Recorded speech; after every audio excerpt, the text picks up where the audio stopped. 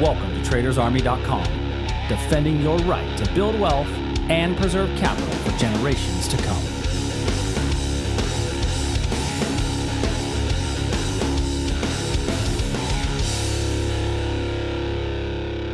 Yeah, Wednesday. What's up, everybody? It's Wednesday morning. Welcome to today's edition of the Daily Market Commentary. I'm your host, Chuck Fulkerson. Hope you've all had an amazing trading day, as we're going to do what we do each and every day, identifying potential breakouts and reversals from an educational perspective. Yesterday, we had no daily market commentary as we were in a live trade room. So some of the Traders Army members jumped in the live trade room with us as we saw a couple of things move, but not a whole lot, as we're sitting up near our all-time high in the S&P and the NASDAQ. So not a whole lot to cover today, frankly, heading into the week. I had looked at the S&P at 3150 as a potential level where I thought we might see a little bit of slowdown, primarily because of the Fibonacci extension tool found on the daily chart. And we spoke about that in an earlier video. But essentially, we just kind of took the low to the all-time high and then used that Fibonacci extension. And it popped up at about 3150 as an area that I think we could see a little bit of slowdown. Now, I'm certainly in no way shorting this market. We're way too close to the all-time high. The only way I would consider shorting is if price came back into this region here and we saw basing, right? I would need to see basing in front of that level, and then I might consider shorting on the way down. But we're a long way away from even thinking about that, as price is still 5 or 6 points away. So now I'm really, you want to be buying on pullbacks and on potential breakouts to the upside. You've got a lot of upside breakout potentials in some of these areas. So as far as it is for today, heading into the shortened week, you've got a couple of these little levels down in here where I think that we could see a little reversal off the 15-minute chart.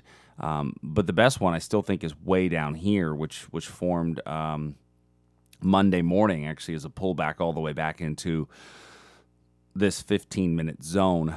We didn't come all that close to it yesterday. We kind of stayed above it pretty much the whole day, as price just didn't give us a clean entry. So you could theoretically look at this for a very small time frame reversal if price comes back down into this range.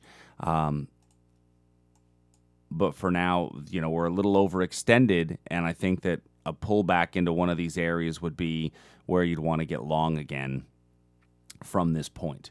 And I wouldn't be surprised to see a little bit of this kind of a pullback here, which isn't really all that, it's not all that deep of a pullback. But, when we get widely extended, sometimes you'll get a pullback into some of these ranges. So I think that this 3120 and 3110 areas become still very valuable, just maybe not today. So keep an eye on some of those levels.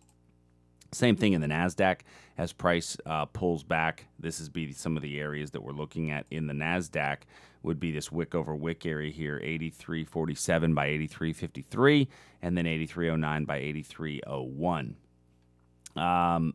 Looking at the Russell real quick, and I don't normally pull the Russell up, but the Russell is actually sitting in daily supply.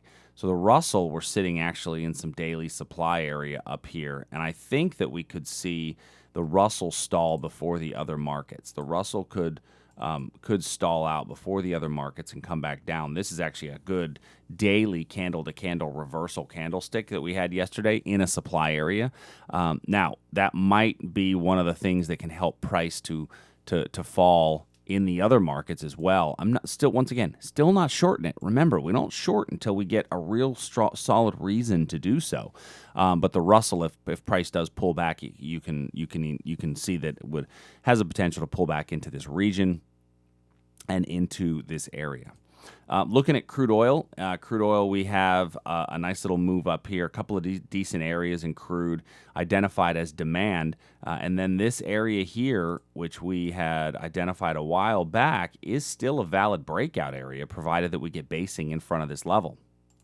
Remember, our rules on a breakout on basing is that I need to have basing directly in front of the level, and I need to have 3 touches, or else it's going to look like a false breakout. If we continue to move up from here, you're going to see that this area here could start to act as a little bit of a demand inside of this region. So we could look into this little area here. It's not quite there yet. I would need a little bit more price movement. And then in gold, so gold yesterday we had a gap up in our gold markets. We gapped up in our gold markets on Monday, and then Tuesday we were trading up. Got a nice little reversal off of our gold trade, and then came into our supply level that we identified prior. Touched our supply level, got a little move away, touched it again, and got a pretty decent move away. So the gold trade's working well. We did get to the very end of the level, though, and so now at this point we're going to have to remove that trade because we traded all the way to the top of that zone. So there was only a couple of us in the room yesterday since we had moved the day, and it's a shortened holiday week. So hopefully we were able to catch some of that move and make a little bit as it was coming back down. Looking at the next stage, I kind of want to. We looked at on Monday. We looked at an iron condor in gold, and so we're right in the midst of that iron condor as it's still moving along. Looking next at our bonds and currency markets, the ZN, we're sitting here at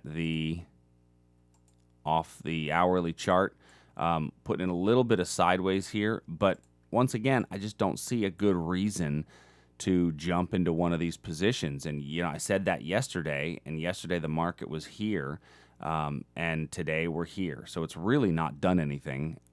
So stay away. Don't mess with it. The Aussie, we've got a level here up above us. It's the same level that we talked about earlier in the week. Once again, I haven't added a single line, if you'll notice, to our levels because there's no reason to do so. In the euro, another one where we haven't really added anything to the charts yesterday or Tuesday. Yesterday was Tuesday. Monday or Tuesday, we didn't add anything to the charts, although now we're starting to get a little bit more. I like this price. I always like these price shapes, so I think we could see a quick short-term breakout from one of these areas, so keep an eye on a breakdown from this area here. Now, the Canadian dollar, we did actually add a level. Yesterday, one of our traders looked at this area up here, which was a 15-minute level. I felt like it was okay for a 15-minute level, but we actually popped right through that, came to our hourly level, and then didn't really gain an entry in the hourly confirmation entry, and now price is moving up. So now what this does is tells me, when I look at the 4-hour, that we've actually put in a slightly higher low. I don't quite have a higher high as of yet, but I may want to consider looking at buying opportunities in the Canadian dollar. The only one that I would probably consider as of now, although we did put in a decent one in the midnight hour. I just hate to trade at the midnight hour for the Canadian dollar. Might consider this little wick over wick area right here that we have on the hourly chart. Great British Pound and Japanese Yen. We've had a nice little move up in our pound level, which we identified yesterday, and we're starting to get a little move away from that zone. So let's see how that one kind of continues its movement. It's not been a great move away as of yet, but we have seen a little bit of a move away. And so as price comes down on that, I'd say that your first target's going to be right here, where I think that we may see price reverse from there, and you could actually even get a little long out of that zone right there. Japanese yen. Remove all these. These were done on the much bigger picture that aren't valid at the moment. In the Japanese yen, we're continuing price to drop. Looking at the 4-hour chart, our overall picture is just price continuing to fall, and so it's gathering that general direction is really what we were talking about yesterday. That's where those big lines came from, was from the bigger picture. Got a little market close area up here that we could reverse into, but I think better chances are that price will continue to roll over from here. And if you wanted to go candle to candle on where we are right now, I think it's okay. You've got better levels way up here. Don't like this time of day. You got to go all the way to the gap fill area to really find a quality supply area. Any of these, this one's not terrible. Right in here as well. So Those are our levels for today. If you got any questions, please send us an email, support@tradersarmy.com. I will probably, well, I definitely won't have a daily market commentary out tomorrow, and we will see about Friday. Friday's a half day, so we may just take the weekend off. There's nothing wrong with taking a weekend off and allowing us to spend time with your family and your friends and the ones that you're thankful for. And hopefully you guys are really taking some time to slow down and smell the roses, as they say. All right, everybody, I'll talk to you soon. Have a great day. See you.